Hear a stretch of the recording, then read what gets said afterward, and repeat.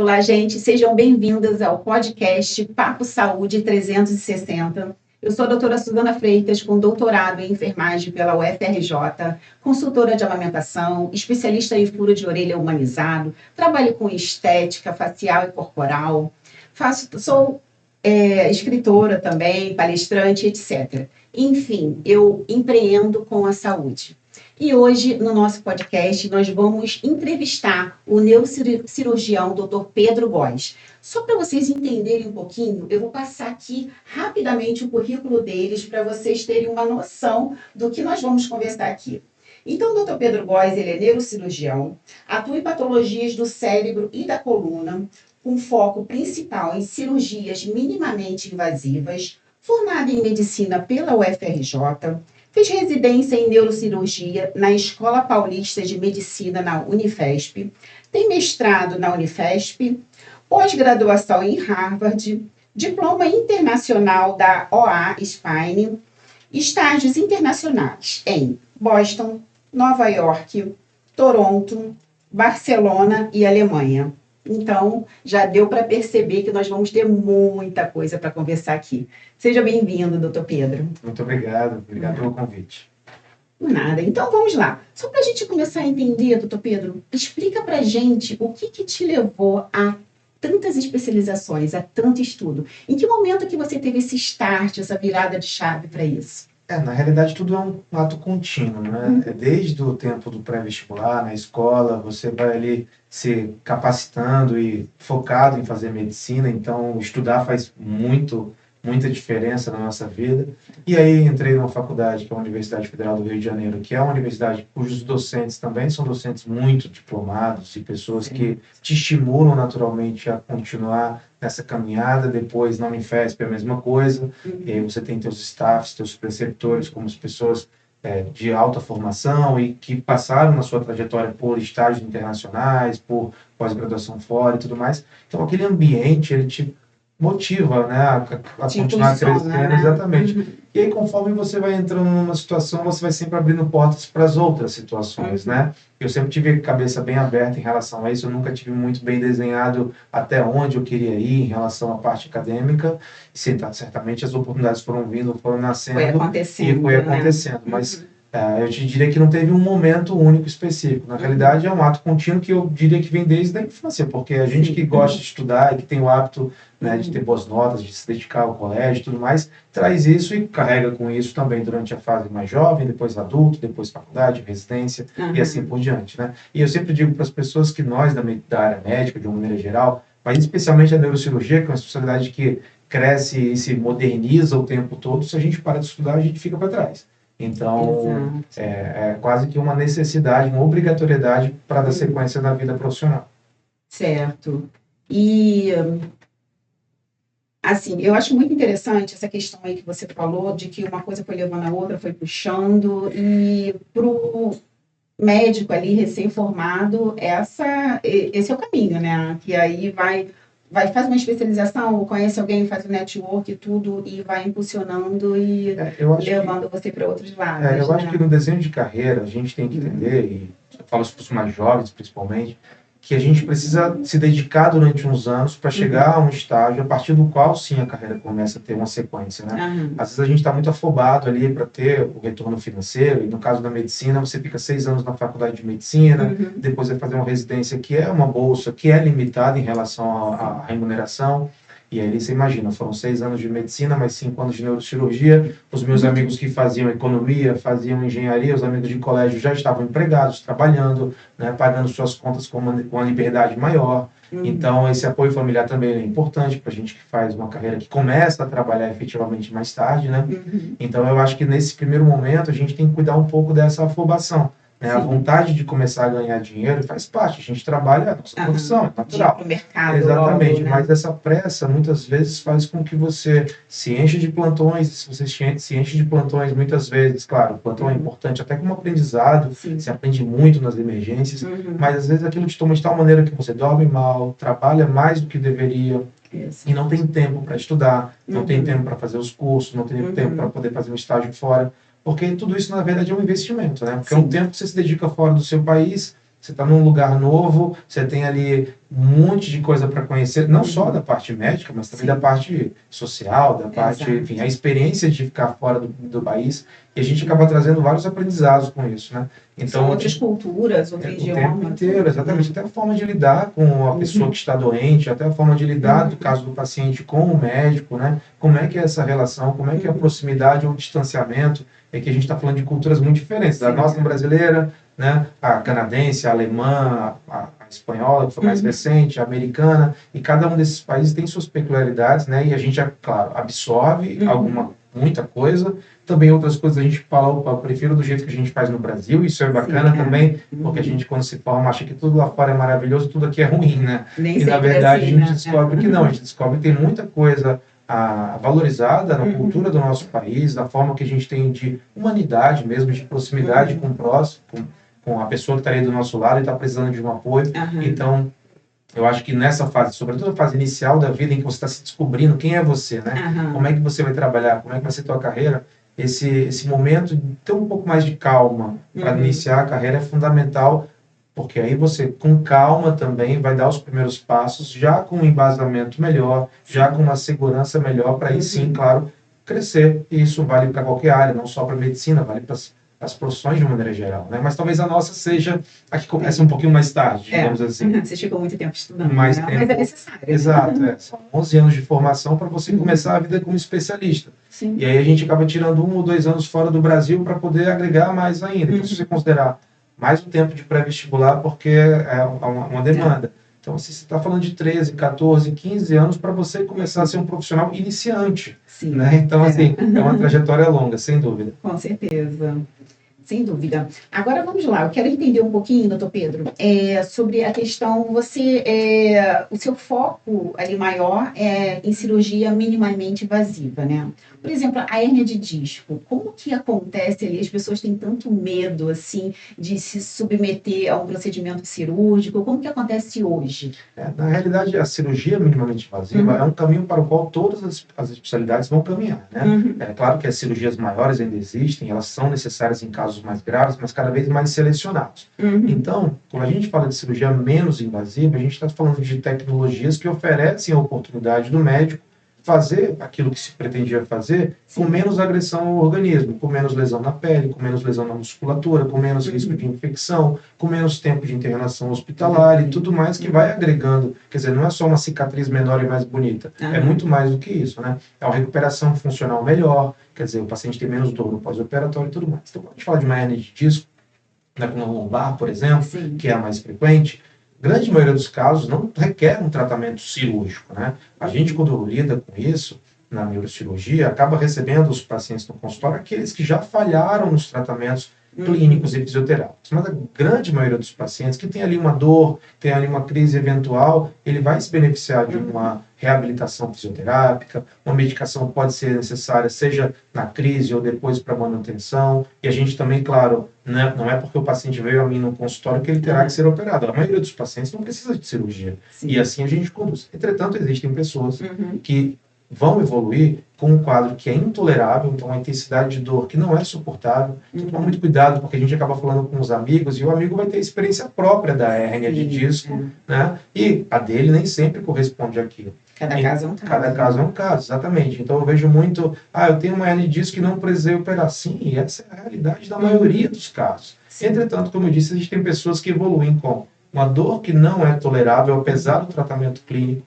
O paciente pode ter sequelas neurológicas, alterações motoras sensitivas, meu pé está dormente, minha perna está mais pesada, são situações diferentes. E até casos ainda mais graves, que é o que a gente chama de síndrome de Cauda-Equina, quando o paciente perde a sensibilidade da região genital, ele tem uma piora do controle da urina ou do esfíncter anal, que é um quadro ainda mais grave. Então, esses pacientes que têm que a gente chama de refratariedade. Refratariedade é o quê? Refratariedade é a falha do tratamento clínico e fisioterápico. Refratariedade é a dor que permanece apesar de tudo que é menos invasivo, não invasivo, tendo sido feito adequadamente. Então, se o paciente tem uma hérnia de disco e ele tem ali uma estrutura da coluna que é saudável, mas a hérnia é o problema, hoje nós temos mecanismos como uma endoscopia, em que através de uma incisão com menos de 1 centímetro eu entro com uma câmera eu identifico o nervo que está apertado, eu identifico a hérnia e consigo remover a hérnia numa cirurgia que tem uma cicatriz pequena, tem uma manipulação cirúrgica pequena e que muitas vezes o paciente vai de alta até no mesmo dia para casa, né? Então, quer dizer, essa é uma estratégia menos invasiva. A cirurgia tradicional, ela era uma de incisão maior, de manipulação maior, mais sangramento, mais infecção, mais dor no pós-operatório. E o paciente, naturalmente, no pós-operatório ficava mais restrito. A cirurgia foi evoluindo para uma microcirurgia, que a gente ainda pratica bastante em alguns casos selecionados, né? Porque há pacientes em que a microcirurgia pode ser mais segura do que a endoscopia, e o especialista vai escolher essa estratégia, claro, baseado na sua experiência, baseado naquilo que ele encontra no exame clínico, na história do paciente e também nos exames de imagem.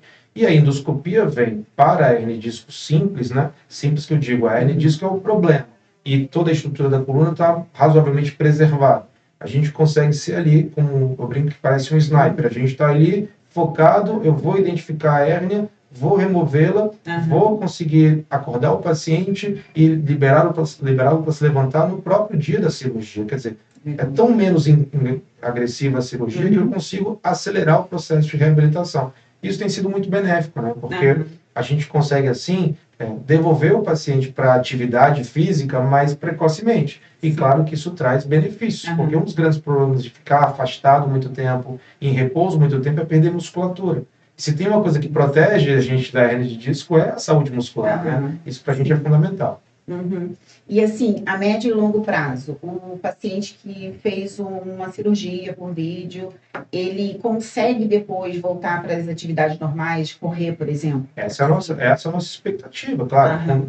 Tudo depende do grau de acometimento, de sofrimento, de dano neurológico que o paciente já traz para a gente de pré-operatório. Então, é claro, se é um paciente que tem uma dor extrema, mas a função neurológica está preservada, esse paciente tem tudo para ter uma recuperação muito favorável.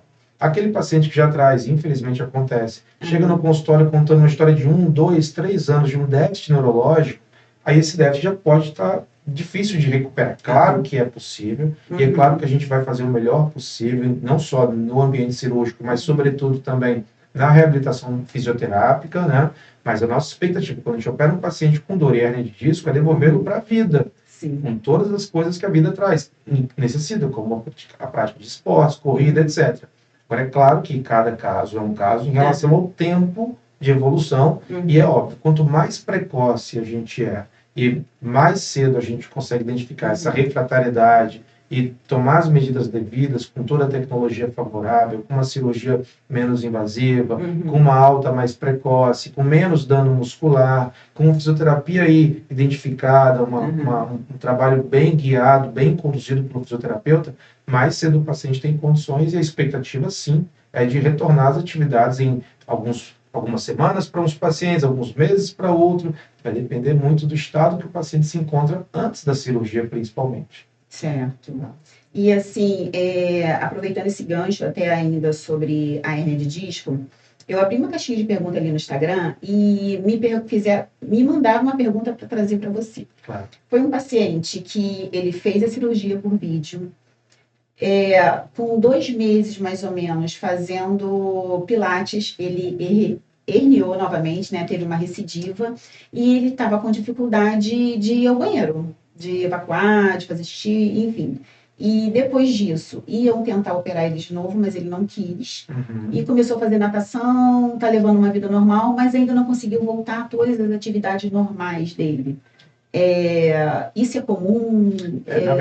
Na verdade, essa evolução acaba sendo uma exceção. É claro que a nova herniação, ela é sempre um risco, sobretudo se o paciente não segue o cronograma de reabilitação adequado.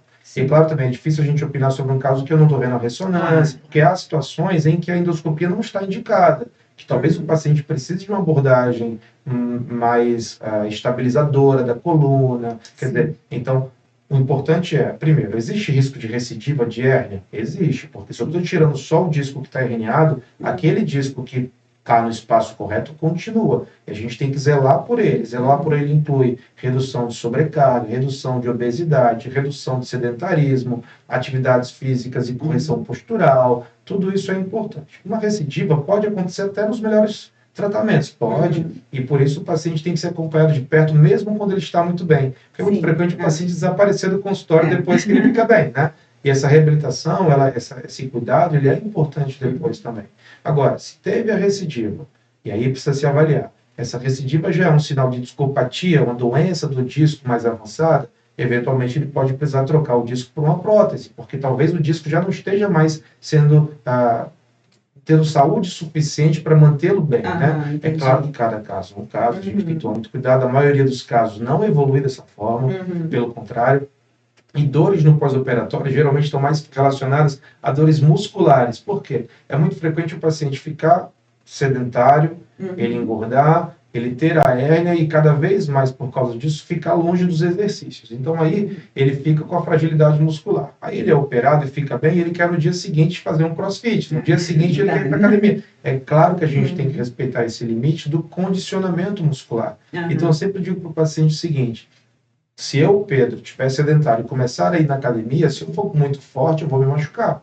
Sim. Então, o paciente em reabilitação pós-operatória também precisa ter essa noção de que tudo é gradativo e, de preferência, acompanhado pelo neurocirurgião, o ortopedista que operou, no caso, de perto, mas também com um bom fisioterapeuta. E o melhor dos mundos é quando o fisioterapeuta e o médico assistente têm ali uma integração, porque eles conseguem também dialogar sobre a evolução, tentar pormenorizar e cada vez mais dar um tratamento de reabilitação mais individualizado. Porque combinar que exercício fazer, né? Que exercício fazer, ou com base na evolução. A gente tem uma receita de bolo pronta. Com base na evolução, eu posso começar uma atividade com um paciente que se sentiu super confortável, o outro pode sentir um pouquinho de dor no primeiro dia depois. A gente tem que ir ali se adaptando e conhecendo a estrutura do paciente. Porque tem que entender o seguinte: se eu vou operar uma hernia de disco L5, S1, o paciente não é só L5, S1. Ele tem todo um equilíbrio muscular que envolve glúteo, envolve musculatura do abdômen, envolve a coluna lombar de uma maneira geral, envolve postura, envolve repouso, envolve se tem ou não tem sobrepeso. São tantos fatores que a melhor coisa a se fazer é entender cada indivíduo comum e propor um tratamento que seja longo. Não adianta fazer tiro curto quando a gente está nessa situação. O tiro curto, a cirurgia, ela pode resolver de imediato a crise. Mas pensa, se você teve ao longo da sua vida atividades, atitudes que geraram um estresse a ponto de gerar uma hérnia, se você continuar fazendo a mesma coisa depois de operar a hérnia, qual que é a tendência disso se repetir? Então, quando a gente fala de mudança do estilo de vida, isso é uma atividade, é uma construção que é feita sobre o mais amplo espectro de condições. Então, por isso o atendimento multidisciplinar é tão importante. A gente tem um bom fisioterapeuta para poder indicar, ter um bom nutricionista para poder acompanhar, eventualmente um endocrinologista ou nutrólogo para poder cuidar da obesidade. Quando o paciente tem, às vezes a hérnia está num contexto de ansiedade, de pacientes que têm, alimenta-se mal e, portanto, tem obesidade, sedentarismo. Quer dizer, o paciente ele não é só uma hérnia de disco, ele é um todo de fatores que precisam ser trabalhados para que a gente consiga, que é o nosso maior objetivo, devolver a qualidade de vida, porque melhorou a dor, aí ele começa a emagrecer, ele fica mais contente, ele olha para o espelho, ele fica mais feliz, ele malha melhor, aí ele vai dormir melhor, e aquilo tudo é uma corrente, é uma cascata de ativações, sejam musculares, sejam psicológicas, alimentares, que vão construindo uma pessoa melhor no final das contas, né? Porque o nosso objetivo maior é esse, não é tirar uma hérnia ou não tirar uma hérnia, é melhorar a saúde e a qualidade de vida da pessoa, sem dúvida. Com certeza. E assim, quais os exercício físico que você, na sua experiência, que você preconiza para as pessoas se protegerem de forma preventiva e também depois que já aconteceu, que já se submeteu à cirurgia, o que ela poderia fazer depois para poder ter esse equilíbrio e continuar trabalhando ali a musculatura? Sim, considerando aquela fase de reabilitação já completa, digamos assim, ou com o objetivo de prevenir um problema na coluna, a gente tem alguns pilares que são fundamentais, que a gente tem que zelar. Então, o primeiro pilar, alimentação. A alimentação não é ser só obeso ou não, porque a alimentação você pode ter o peso na balança, o IMC bom, e na hora que faz uma bioimpedância você descobre que você está totalmente desequilibrado, né? Então a alimentação saudável é fundamental. Além do que, a gente já sabe disso, existem alimentos que são pró-inflamatórios. Então, ter esse zelo alimentar, eu sempre acho que é uma coisa importante. E aí, por isso, eu tento sempre incentivar o paciente a ter um nutricionista acompanhando o caso. Refrigerante são vilões, né? Porque a gente às vezes tem um falso magro, que é uma pessoa que, olha, meu peso tá bom, mas quando você vai olhar a saúde muscular dele é terrível, entendeu? Isso acontece muito. Sim. Além do que, a saúde alimentar também proporciona que a gente tenha uma saúde muscular melhor, uma saúde óssea melhor, quer dizer, tudo isso é importante. Então, o primeiro ponto sempre, paciente de coluna, ele tem que ter sempre um cuidado, uma atenção especial para a alimentação. E, de preferência, com uma supervisão de um especialista, que não sou eu. Nutricionista, né? Exatamente. Por isso que eu digo que a gente tem que ter um time, tem que ter um trabalho que é em equipe. Né? O segundo ponto que é muito importante, o fortalecimento. O fortalecimento é fundamental, e o fortalecimento, para isso, a gente tem algumas estratégias, como a academia, com uma boa supervisão, como, por exemplo, o Pilates, que trabalha alongamento, mas também trabalha fortalecimento, que é muito bacana também. Então, as atividades de fortalecimento, e que exigem que a gente vá na academia com regularidade, não adianta, eu vou uma vez por semana e eu faço academia. Não, você não faz academia, você vai de vez em quando na academia. Então, o primeiro ponto é a alimentação, o segundo ponto eu diria que é o fortalecimento muscular.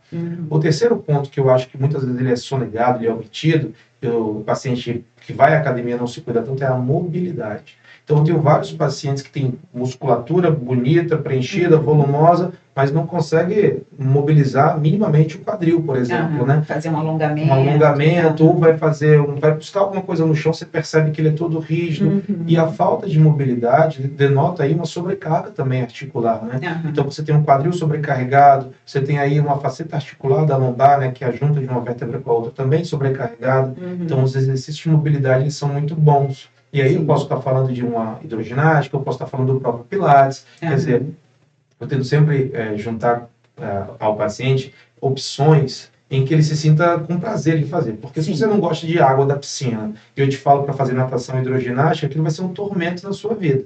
Então, acaba que a gente tenta condicionar e considerar. O paciente às vezes mora no Rio e ele mora na Zona Sul ou mora na Zona Oeste. Isso é diferente para a gente também, porque o paciente da Zona Sul costuma ter um apartamento ou morar numa casa que não tem a piscina. Eu preciso entender isso na realidade dele. Enquanto o paciente que mora, por exemplo, na Barra da Tijuca, frequentemente tem uma estrutura do prédio que favorece. E eu não posso dizer e tentar tratá-los da mesma maneira, com o mesmo incentivo, porque um vai ter uma dificuldade maior para acessar aquilo. O outro vai ter uma facilidade maior. Então, entender até essa condição social ou a condição de estrutura domiciliar também favorece a gente a traçar estratégias. E, por fim, eu falei, então, da alimentação, falei do fortalecimento, falei da mobilidade e um fator que é importantíssimo, que é o sono. Então, a gente vê as pessoas malhando, tendo lá suas atividades e continuam tendo dor na coluna. Aí, quando você vai começar a perguntar um pouco melhor, você começa a identificar problemas no sono, seja porque ele tem ansiedade, seja porque ele tem apneia noturna, seja porque ele tem desvio do septo. Às vezes é o esposo ou a esposa que conta, olha, ele ronca muito, a noite de sono não é tão rejuvenescedora, né? Ela não tem um papel, ela não cumpre o papel dela, que é de restabelecer né, a musculatura. Então, se a gente tem isso na cabeça, a gente tem uma chance de ter uma saúde muito grande. Porque o outro fator é um fator que a gente não controla, que é o fator genético. Quer dizer, a influência genética, a gente tem que ter conhecimento, mas eu não consigo mudar a bagagem genética que meus pais me passaram. Mas eu consigo, com essa informação, ter uma atenção especial para alimentação, para força, mobilidade e sono, sempre frisando que isso tudo tem que trabalhar em conjunto para a gente poder ter melhor. E que interessante, assim, para mim foi um aprendizado agora, essa questão do sono. Eu não sabia que tinha essa associação. Tem muitos pacientes. Tem um paciente típico que chega no consultório. Claro que eu estou falando de uma forma um tanto quanto estereotipada, mas é uma ideia que a gente tem, que é um homem, geralmente homem, com uma barriga um pouquinho mais avantajada, né? E que tem ali um relato, tem lá por volta dos seus 60 anos, tem uma dor lombar e descobre numa ressonância que tem uma protrusão, uma hérnia. Vem para você dizendo, olha, tem uma hérnia que dói muito.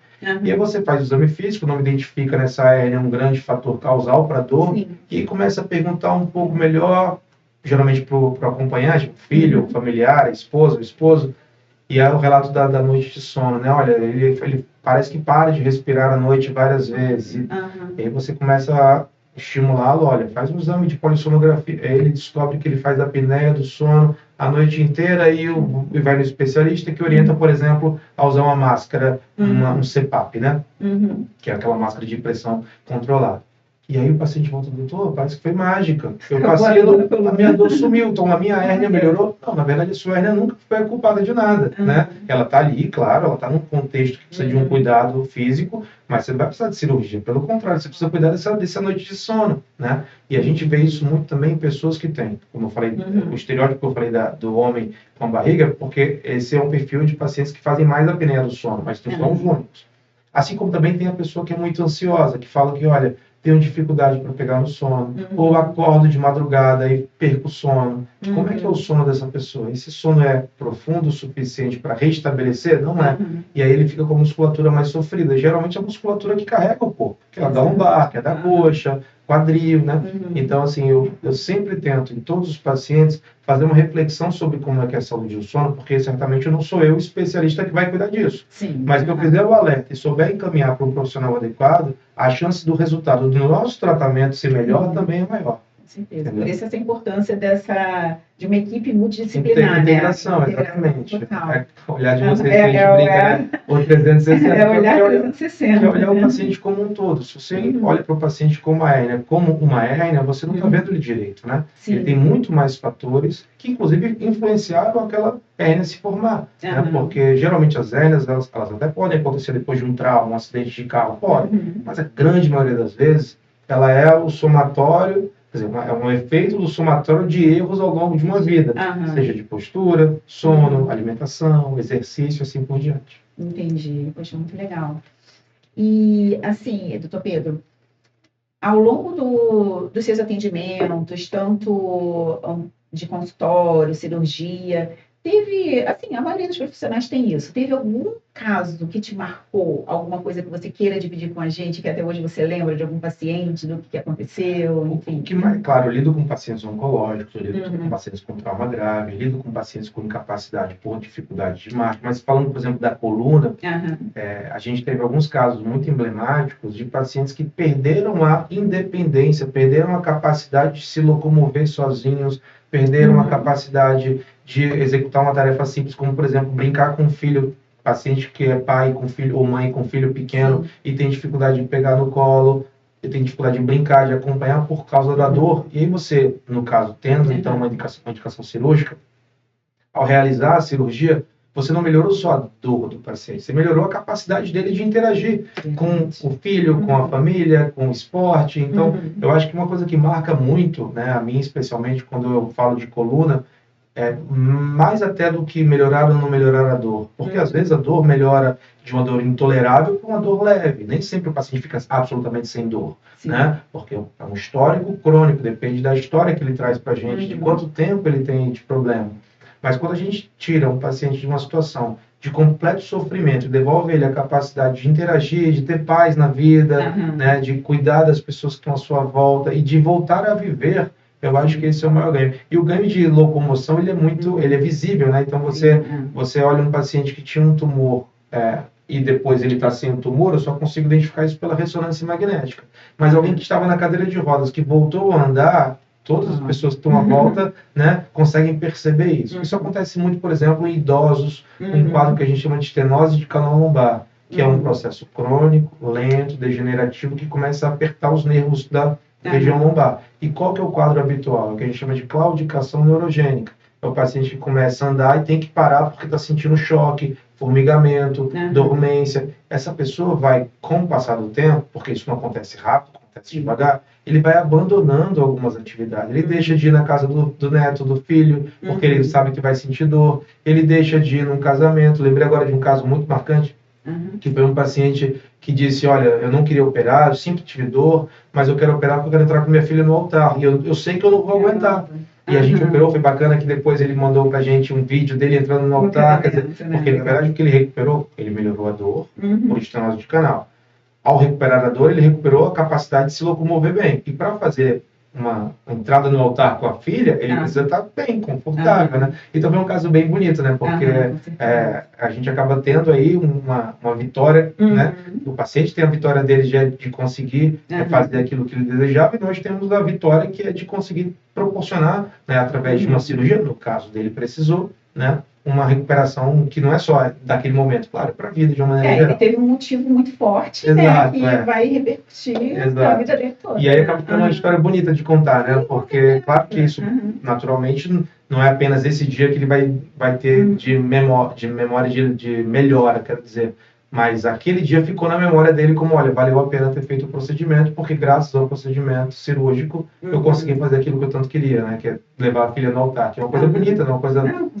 Que tá no ideal, né? Da filha também, queria estar com o pai naquele momento, tudo mais. Então é uma coisa bonita, uma coisa gostosa de lembrar. Não, com certeza. E acaba sendo prazeroso, né? Sim. Ter uma profissão que te dá esse feedback. É legal, entendeu? é legal. É claro que existe muita responsabilidade, existe um zelo muito grande pelo resultado, pela prática da cirurgia. A cirurgia é uma atividade que a gente não faz sozinho, tem todo um time, uma equipe, Sim. exige uma certa frieza, exige muito treinamento, né? Porque, naturalmente, não é do dia para a noite. Isso também eu falo muito para os meninos mais novos, né? Que estão começando na neurocirurgia ou, enfim, ainda na medicina, que você, às vezes, está naquela ambição de querer já ser o cirurgião lá da frente, na carreira, com a bagagem toda preparada. Isso não é do dia para a noite.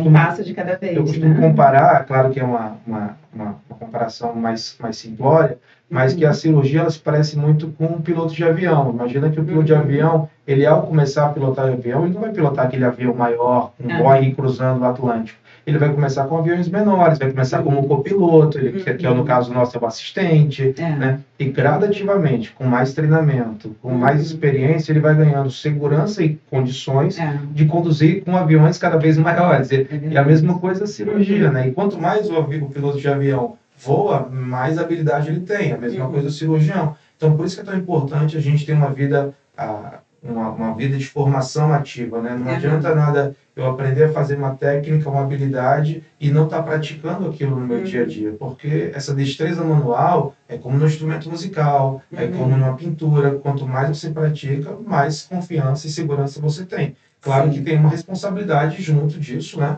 Mas eu acho que isso é um ponto também que é muito prazeroso, de você se sentir cada vez mais habilitado a fazer uma atividade. E aqui eu falo comparando com música, porque eu gosto de instrumento musical, toco. Então, assim, é a mesma coisa quando eu estou tocando ali, fazendo uma aula, estudando, e eu estou ali com dificuldade, tem que parar um pouco sozinho, repetir 1000 vezes aquele exercício, e dali a pouco parece que eu estou fazendo sem nem pensar. Esse é o bom momento. Mas se eu parar de treinar, daqui a pouco eu perco essa habilidade. Então, tudo isso é muito importante na formação nossa, que trabalha com a mão, né? A cirurgia ainda que seja uma cirurgia robótica, quem está controlando o robô é a minha mão. Exato, então, você tem que ter aquele continua sendo destreza, uma necessidade de habilidade técnica que exige. Habilidade técnica exige repetição e treinamento. Não adianta você achar que é um talento, ou você achar... Talvez o talento que a gente tenha seja de perseverança, e não o talento manual especificamente, sabe? É só repetidas vezes, né, que você acaba adquirindo essa destreza. E com treinamento. E a gente tem, cada vez mais a gente tem no mundo, e temos no Brasil também, locais para treinamento, né? Então a gente faz cursos que a gente chama de hands-on, em que a gente vai treinar uma técnica diferente, vai se habilitar, e às vezes isso é feito geralmente era feito nos Estados Unidos, porque lá eles têm, em alguns estados, a possibilidade de treinar em cadáver. Então a gente faz o treinamento que são os cadáveres labs, que a gente chama, né? Isso é importante por quê? Porque você, para se familiarizar com uma técnica, você precisa treinar e, naturalmente, sem ter a pressão de estar lidando com uma pessoa ali, né, com uma dependência de você naquele momento. Então, o treinamento, a repetição, ela exige isso da gente. E depois também, quando você começa a praticar na sua cirurgia, você tem um time de pessoas à sua volta. E é por isso que a residência é tão importante. Eu escuto muito falar, não, porque a residência não é mais importante como era antes. É na residência que você tem um preceptor do seu lado, e ele é um profissional super capacitado, habilitado, habilidoso, para poder te deixar seguro e fazer aquilo com responsabilidade, porque qualquer dúvida, qualquer dificuldade, ele assume. Então, a gente tem ali uma condição de treinamento ativo e bem supervisionado. Quando você fala de fazer uma especialização, no caso de uma atividade cirúrgica, principalmente, sem ser nesse contexto de residência, aí você está lidando talvez com ou a falta de um preceptor tão ativo do seu lado, ou até uma certa, enfim, um preparo que não é o ideal, entende? Porque você está lidando com vida ali também, né? Então, assim, eu fiz residência na Escola Paulista de Medicina, uma universidade federal, que tem grandes preceptores, que tem toda uma uma estrutura favorável, tem uma pressão ali dentro, tem uma responsabilidade ali dentro muito grande, aquele ambiente te condiciona não só o que você vai fazer, mas o teu dia a dia mesmo, né? Sim. Então, aquilo, eu brinco com as pessoas que aquilo a gente treina tanto que aquilo parece normal. Então, eu trabalhava X horas por dia, que é acima do habitual das pessoas, depois de um tempo você se condiciona e aquilo fica normal, né? Então, automático, igual dirigir, né? Você já nem exatamente. pensa, Então, mas... isso tudo é um crescimento e que não acontece do dia para a noite, né? A neurocirurgia são 5 anos, não é à toa. E a gente tem 5 anos porque, e há quem discuta mais ou menos tempo, nos Estados Unidos são 7, na Alemanha são 6, né? Por quê? Porque há uma exigência muito grande de treinamento e por isso que eu sou fã demais da sequência que a gente tem habitual, que é fazer a faculdade de medicina e depois a residência médica. Sim, com certeza, eu super concordo. E assim, eu queria que você falasse um pouquinho para a gente sobre todo o movimento que vem acontecendo no mundo todo, né, da pandemia para cá. As formas de trabalho mudaram. Depois da pandemia, o digital, o marketing entrou muito forte, Instagram, todas as redes. E você, como profissional, você percebeu isso. Você veio para o digital, é tanto que você chegou aqui no nosso podcast através das redes sociais, que acabou sendo indicado pelos próprios internautas ali. Legal, obrigado. E como que foi isso para você e que recado você gostaria de deixar para os outros profissionais de saúde que ainda não perceberam isso, a importância de vir para o digital? O mundo mudou, né? O acesso à informação mudou de maneira drástica. Eu me lembro, quando eu entrei na residência, lá na Escola Paulista, tinha um neurocirurgião mais velho que estava se aposentando, e quando contou a história dele, o professor Plandini, que eu mando um abraço aqui, ele contou que, olha, na época, 1900, não sei exatamente quando, mas antes do meu nascimento, ele mandou uma carta, essa carta chegou na Escócia, e depois de 6 meses voltou uma carta. Olha que dificuldade que se tinha para ter informação naquela época. Hoje, em tempo real, eu consigo estar numa reunião com alguém nos Estados Unidos, num congresso internacional, eu consigo ter acesso a informações até mesmo no YouTube ou em canais de internet. Quer dizer, hoje o acesso à informação ficou mais fácil, né? E da mesma forma, o paciente também tem acesso ao profissional pela internet de maneira mais fácil. Ele consegue saber quem você é, aonde você atende, qual é a sua formação. Ele consegue ler, por exemplo, em canais onde tem opinião, depoimentos de pessoas que passaram por isso, pelo tratamento com você. Quer dizer, ele tem ali, rapidamente, muita informação. O que não quer dizer que seja uma boa informação. Porque da mesma forma que existem pessoas habilitadas para passar informação, existem pessoas que não têm a mesma capacitação, mas têm muita habilidade de oratória. Então, a gente vê muito, na medicina tem um pouco isso, né? Viveu assim uma crise que é, caramba, os profissionais que mais têm sucesso no Instagram nem sempre são os profissionais mais habilitados, né? Claro, isso não é uma regra. Tem pessoas muito bem-sucedidas no Instagram que também são pessoas muito qualificadas. E o paciente que está ali naquela condição de dor, de sofrimento, um problema na família, é natural que ele recorra à internet para fazer uma pesquisa. Pesquisa pode ser pelo tema, pelo assunto ou pela pessoa que vai ser o médico a tratar o paciente, né? Então, você ficar longe, distante desse mundo, é você não entender o mundo em que você está vivendo hoje. Então, a internet, na realidade, surgiu como rede social e coisas assim na minha vida muito mais durante a pandemia. Eu tinha, na época, eu estava participando de um livro de um professor meu, o professor Félix Haddad, e a gente estava escrevendo, e eu fiz uns 2 capítulos, e a gente estava ali no computador o tempo todo, e aí muita informação, e eu falei, bom, estou com mais tempo, porque a pandemia deu uma pausa na vida de todo mundo, né? Eu até operei durante emergências durante a pandemia, mas era uma situação completamente de urgência absoluta e tudo mais. Então, durante aquele período, eu, na época, fiz um perfil profissional no Instagram, que é o @drpedrogóes, e naquele primeiro momento, eu tentava aplicar no Instagram passar conhecimento para profissionais mais novos do que eu, nem era tão focado nos pacientes exatamente, né? Eram aulas, eram temas, discussões com profissionais mais velhos do que eu, mais experientes, que podiam agregar alguma coisa, e aquilo a vida vai voltando ao normal. E aí a carga de trabalho é a mesma coisa. E aí você vai começando a compartilhar na sua rede social os locais que você frequenta, as cirurgias que você realiza, claro, sempre respeitando. No Instagram nunca tem foto de paciente, nunca tem a imagem da ressonância, nunca tem... Porque eu acho que a gente tem que respeitar, esse zelo é importante. Agora, dizer, ontem, por exemplo, eu operei até 10 da noite num hospital aqui no Rio de Janeiro. Eu posto a foto com a minha equipe, Sim. as pessoas veem que a gente está circulando em quais hospitais, qual que é o tipo de patologia, de doença que a gente está mais frequentemente lidando. Quando há oportunidade, como agora, por exemplo, no podcast, trazer algum conteúdo, a gente também faz isso. Claro, isso dá um trabalho, vocês devem saber muito bem, melhores do que eu sobre isso, porque realmente requer, né, uma atenção toda especial, mas ficar de fora do mundo digital é ficar fora do mundo que a gente vive hoje. Sim. E não adianta, o mundo evolui, e que bom que ele evolui. Sim. Claro que algumas adaptações a gente precisa fazer, porque nem toda evolução ela é benéfica, algumas coisas são difíceis, mas a gente, a tendência nossa é de trazer um equilíbrio, né? E com o tempo conseguir organizar, tentar passar o conhecimento, quando for possível, tentar dividir as dificuldades também, porque elas existem, né? E dialogar cada vez mais com as pessoas, porque, como eu disse, antes você precisava reunir todos numa sala de 30 pessoas para passar 2 horas de informação. Hoje em dia você consegue, com um vídeo mais curto ainda, mais adaptado, bem organizado, passar a informação para milhares de pessoas. Então, você atinge mais pessoas também, isso também requer mais responsabilidade, mas é impossível ficar de fora. A gente precisa estar dentro disso, porque é a sociedade que a gente vive hoje. Sim, com certeza. Bom, doutor Pedro, muito obrigada pela sua disponibilidade de estar aqui com a gente. Nós vamos deixar aí embaixo o Instagram dele, é @Dr.